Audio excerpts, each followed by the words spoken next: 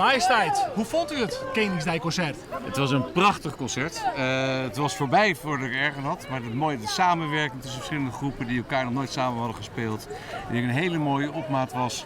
Ook om diegenen die al maandenlang hard aan het werken zijn voor volgende week om Koningsdag een succes te maken. Om die even te spreken. En de laatste week, laatste loodjes. En we gaan ervoor volgende week voor een fantastisch mooi feest. Dank u wel. Veel plezier. Dag.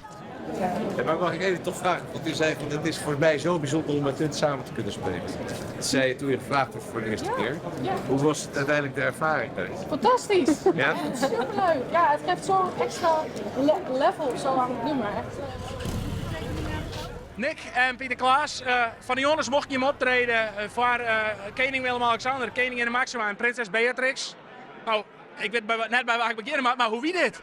Nou, dan komt Willem-Alexander binnen en dan denk je, nou, dat is wel spannend. En dan komt Maxima binnen en denk je, dat is wel spannend. En dan komt Beatrix binnen en denk je van, oh nee, Beatrix.